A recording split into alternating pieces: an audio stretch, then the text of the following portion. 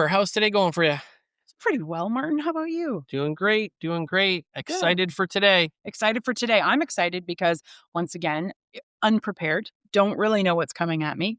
Although I know what you've been talking about recently and spinning on. So part of me is curious that maybe your topic might land in one of those areas. Yes, yes. Well, as you know, I absolutely love many things in the coaching and leadership field.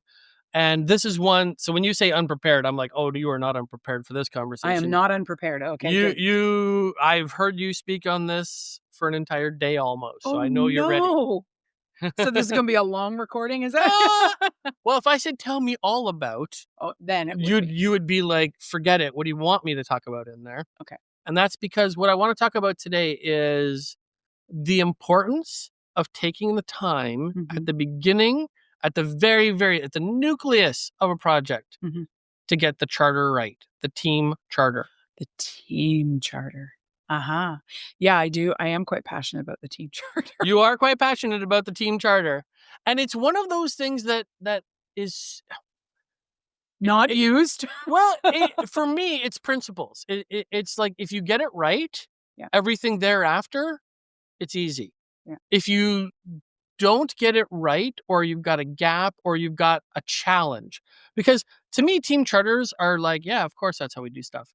And that's how the world works when it's nice. In my head, I go to conflict coaching. Why do I have a team charter? Because we're going to fight, and we're going to need to have a way that we're going to disagree. We're always allowed to you and I disagree. And that's fine. Yeah, it's better. How do we disagree? And we even have some of our own rules on how we disagree. Yeah. We could talk about those, or we could talk about anything that you think is important inside the team charter. It's interesting. So I'm very passionate about a team charter as a tool for teamwork, not just as a project tool, as a project management tool, although definitely I consider it to be of paramount importance in projects. You know, the project manager in me also recognizes a lot of work is done outside of sort of the body of knowledge of project management. So the idea of a team charter has merit in any work environment. Doesn't matter whether it's operational or it doesn't. It's so valuable to empower the individuals who will work together the most to create essentially a covenant with one another. And the word covenant is a heavy word. It's a word that has a lot of connotation to it. But for me, I think over the years of teaching and using team charters, I think that's actually what we're doing. You know, when we create a team charter, we don't, we may follow a template to do that, to give us sort of what are we going to include in this. So for instance, usually there's a section where we talk about how are we going to communicate to one another. And really what we're doing is we're making a pact or like building a covenant with one another where we say, like a lot of team charters, I always say, like, what's our latest time we're going to text each other? Like of the day. What's the latest time in the day we're going to text each other? And that's a really good communication piece to agree on. So, you know, nothing past 9 p.m. on a weeknight. And for some, it might be nothing past 4:30 p.m. on a weekday.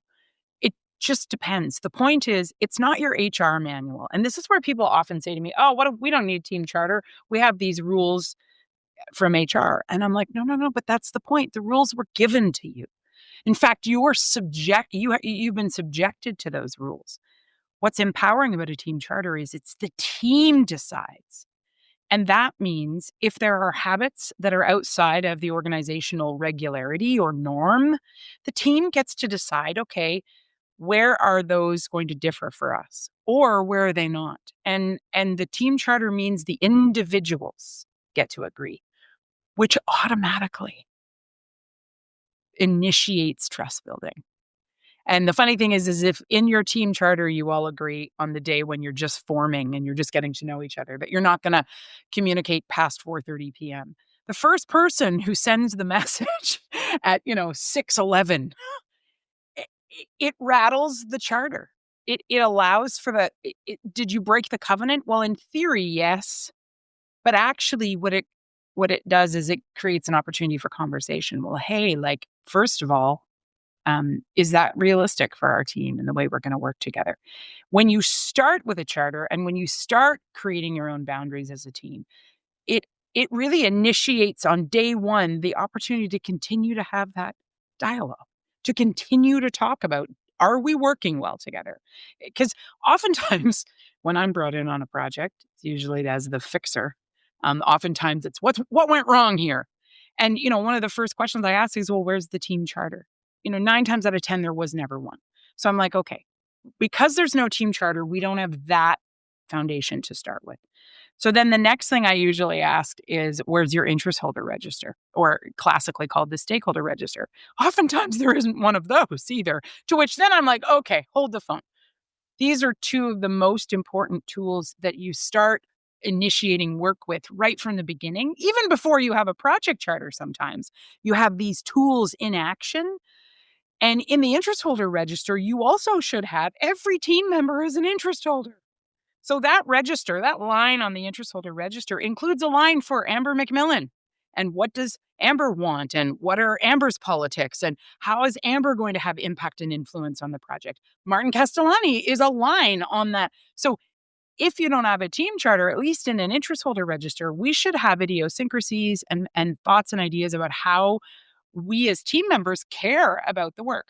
When those two things are missing in a project, I'm like, we don't have to go any further on why this isn't working. Because without those tools, we're missing the fundamental opportunity to create trust and respect with the people we are going to do the heavy lifting of the work with.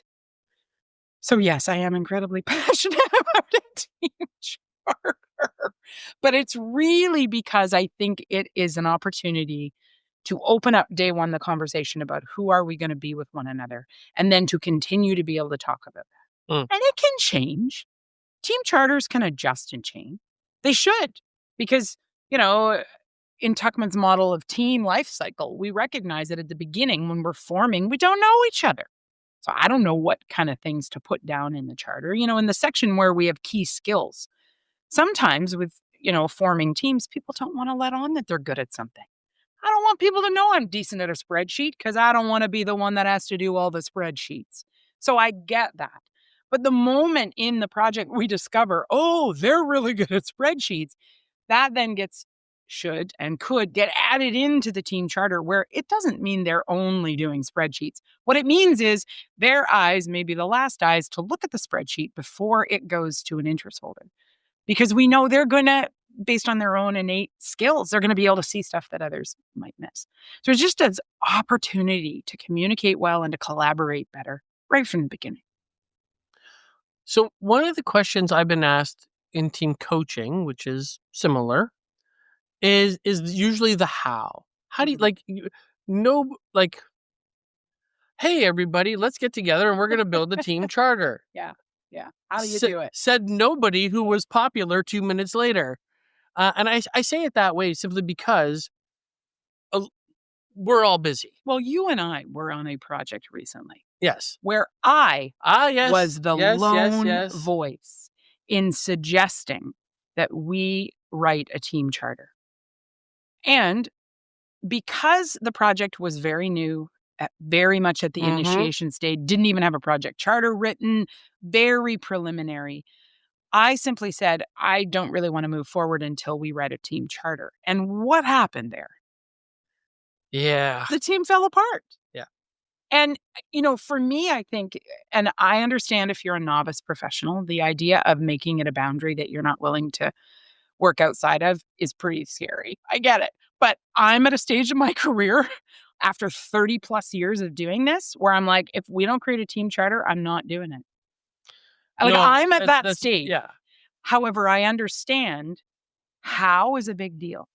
And, the interesting thing for me in that case was I know how. I could write it off the top of my head and get everyone included. But also me suggesting we do it and having no one else on the team want to, that informs me that these individuals are not committed to the same extent that I would want them to be. And as a result, I'm not going to work on that project. It's a deciding factor for me. Yeah, no, I love we're always going to have power imbalance on a team because we're going to have people who have different specialties. And I don't mean that as a good or a bad thing. No, Just just like is. an IT person and your cook, they're going to do two very different things for you. It's just differences. And they're going to have times when you need one more than the other. And that's just part of how the game works. Correct. In that particular case, you could tell part of the lack of team charter had everything to do with, and I'm going to use this word, ownership. Yes. And I'm picking specifically on that word because when we're all invested, Mhm. I don't like ownership as much as I like stewardship. Stewardship for me has always been an important word Yes. because it doesn't mean I own it or don't own it. What it means is I get to be the caretaker of it for the piece I'm responsible for. Correct. And I like that word a little bit better. So maybe the spaces where stewardship and team charters can really come together. Yeah. Because I think we get into this, well, you own that lane and you own, like as if that lane is a race car lane and never shall it bump into the others. Well, and I think too, I've recognized as well that like even when we capture on a team charter our key skills, individual skills, it doesn't mean that then we silo the work. In fact, that is such a disadvantage because if we work in silos, we lose the opportunity to cross-pollinate each other with wisdom. And it is the direct necessity of professionals in 2026 to cross-pollinate each other with our wisdom and expert judgment. Because man, stuff is coming from every direction. Chaos, complexity, and change is the norm nowadays. And that means our better together means literally, I need your eyes on this. This is what I'm thinking, but I'm not sure. Do you see other parts that I'm not seeing? We have such opportunity when we can lay down our need to own and look for ways to help each other. And sometimes it's as simple as a sense. Because as humans, I think we're keenly sensitive. Some are more than others. This is one of the reasons why I strongly believe in communication style assessment, because there's only 4 styles of communication in the human species, primary. We are blends of all 4, but there's only 4.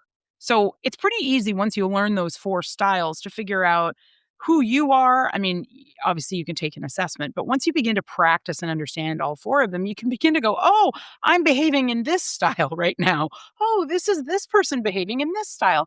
And you can begin to kind of fit the pieces together to recognize that with the power of that in a team charter, you realize, okay, like I'm not the right communicator right here. I'm going to come across as too blunt, too direct, and or because of other parts of, my personality firing, I may cause detriment to this part of the project. If you've team chartered some of your idiosyncrasies along your communication challenges and styles, that then is known by other team members, which means you can wave flags at each other. Whoa, whoa, whoa, whoa. I appreciate you, Martin, but can you please not have that conversation before we talk? Because I'm a little bit concerned that you may say or do or act this way. And if we've chartered that, it gives us opportunity to have those conversations without the same threat. And you know what? Quite frankly, HR departments don't function well here. HR departments are there to handle the things once they've occurred. They're not there necessarily to prevent these. The idea would be, of course, in training and development. If an HR department has great training and development, those would help. But if they're not kind of robust, let's say, a very large organization in their training and development, or if their training and development isn't super aligned with their overall organizational strategy and HR goals, then your HR team literally exists to deal with conflict after it's happened. And the hard part is it's not their fault. It's just capacity and overall approach. And I think a team charter also gives the opportunity for individuals to, okay, at what point would we go to HR with each other?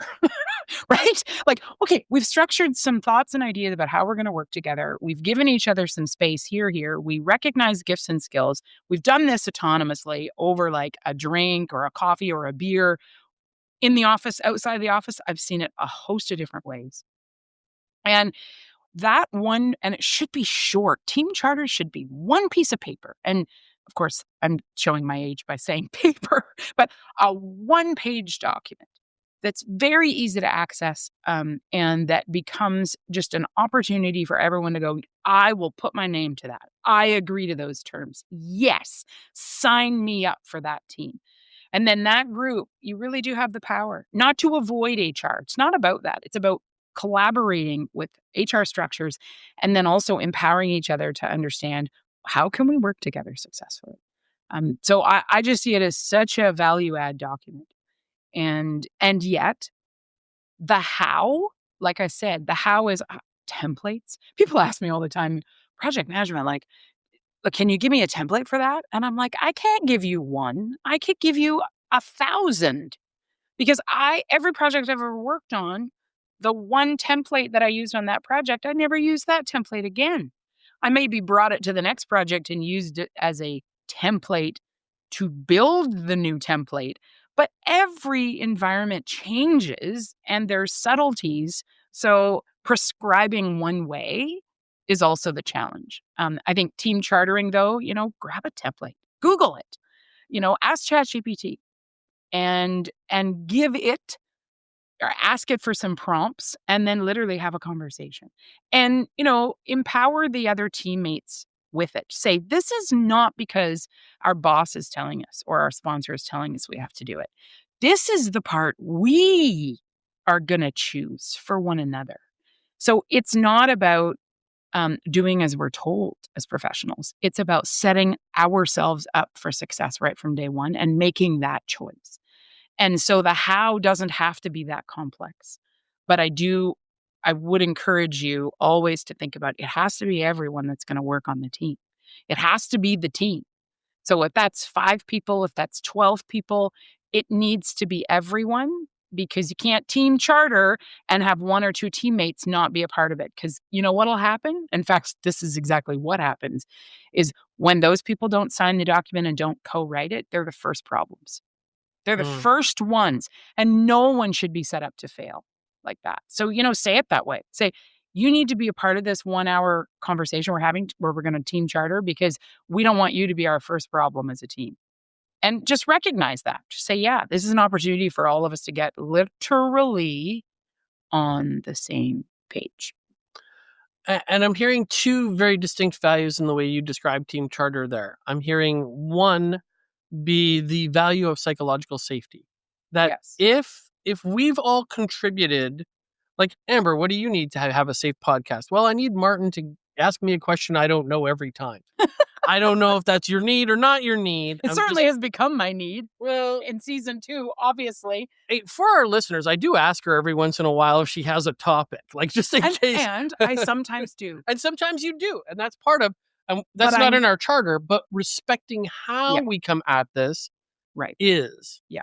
And I think too, like I never know how you're going to pose my thought. So I may say, hey, I was thinking we should do a podcast on X, but we don't go any further. No. And then when you click on, I never know exactly how it's coming at me. And the funny thing is, it's also made me incapable of preparing for this.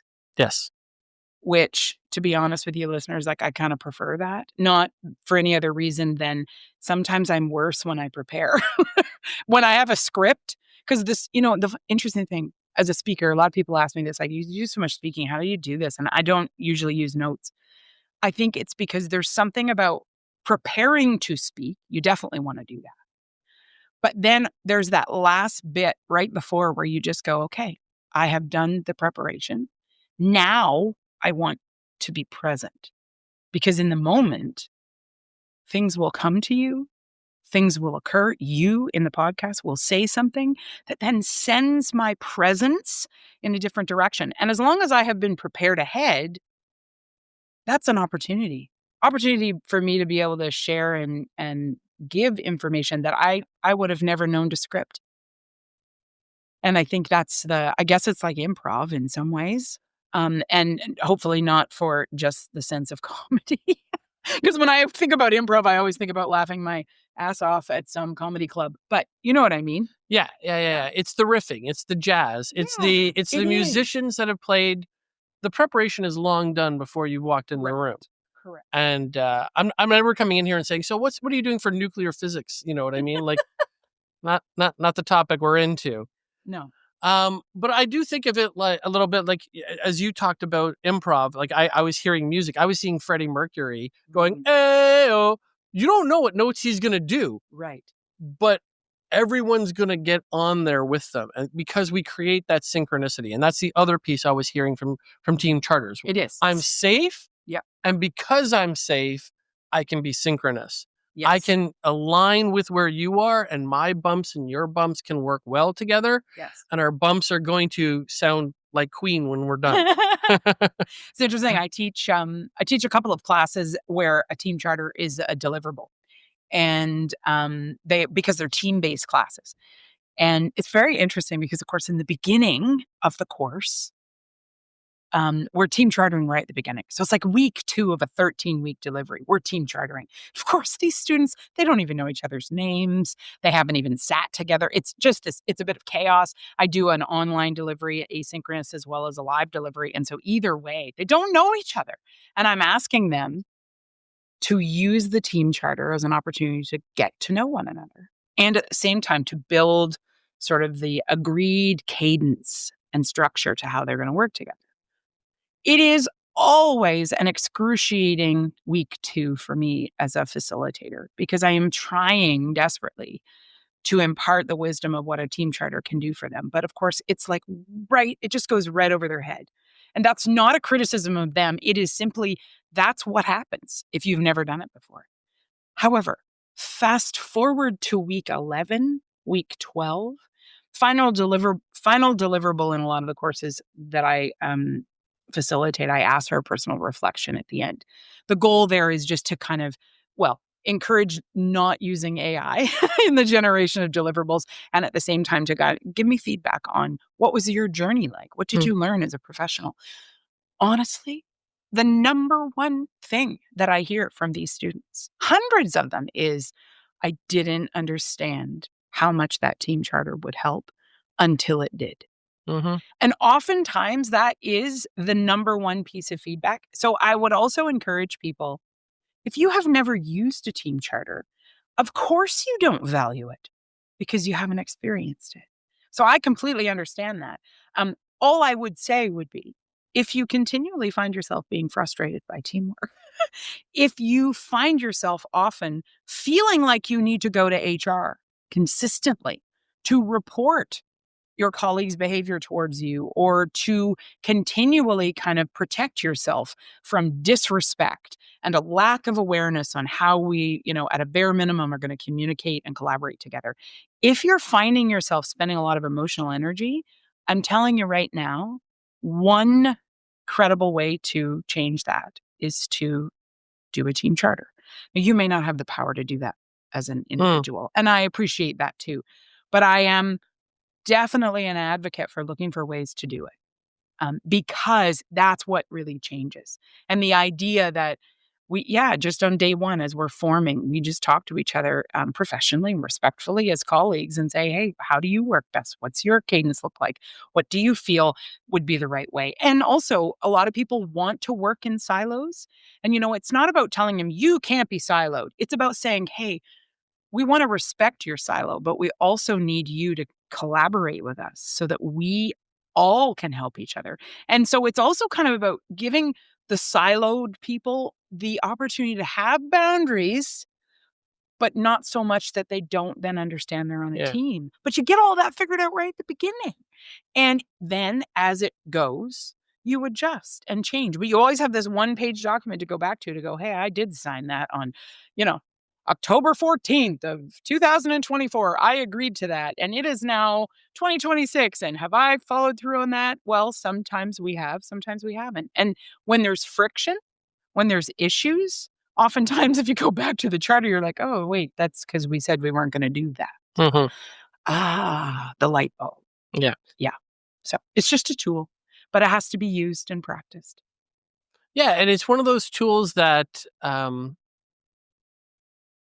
I don't like to think of it as a checklist, because some people I've heard team charters as checklists, like check, we're good. Okay. I do tend to think of it more like an overarching melody. Okay. This is an overarching melody. Today we're going to be playing in the style of Queen. Yes. To give the music reference. That's right. To play that right out. We're just going to play the music reference. But that's progressive rock. We're going to play in progressive rock, and everyone knows. Okay. Yeah. Put the trumpet away. Well, no, maybe we're going to bring the trumpet. But what I'm saying is, when you do that, it's not, is the trumpet here? Check. Okay, we're good now. No, right. Because the trumpet in the room doesn't necessarily mean it contributed well. That's right.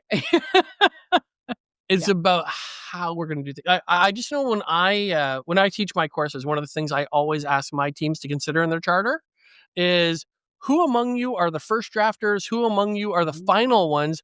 And who among you keep changing it at 2 a.m? Right. And have that discussion. And we want to know who you are today. Yeah. Get that out. Yeah. But that's because we want to leverage it. Yeah. It's about opportunity. Yeah. And when it's not yours anymore, it's not. And trust me, I've seen it in class after class where somebody's like, I want a 2 a.m. edit. But the beauty of that is that the whole team, if the team trusts that person and that person has disclosed that's who they are, and everyone goes to bed that night and goes, you know what, we're totally fine if that person does the 2 a.m. edit because we trust them and we know that's them. Man, the 2 a.m. edits sometimes become the opportunities to really save us. So it is also about leveraging that. It's not about criticizing or telling that person, you can't do that. And a lot of times I will say, HR does this. HR says you can't. And I'm like, you know what? We need to be a little bit more understanding of everyone is unique. Our differences become opportunities. How can we respect each other's differences and then leverage them? Because I say, actually, that, if someone needs the 2 a.m. edit, then telling them they can't means they don't work as well. Why would we ever want to set anyone up to not work as well as they could? Right? This is where a lot of the boundaries we create in organizations, they actually set people up to fail. I don't think any of us should be in the business of setting each other up to fail. So a team charter is a great way to create that feeling of we're not going to fail as a team because we're going to see each other and we're going to respect each other. And we're going to start, day one with that foot forward. I love how you just said that. On day one, we're going to see each other and we're going to respect each other. Yeah. Because if you get it right on day one,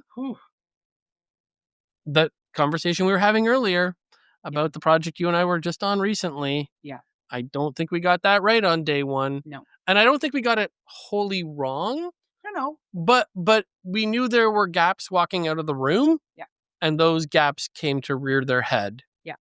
And that project is ongoing. So, we'll let you know how it goes. I was gonna say, how that evolves and what it becomes, I don't know. At this stage in 2026, there's still some unknowns. So Perfect.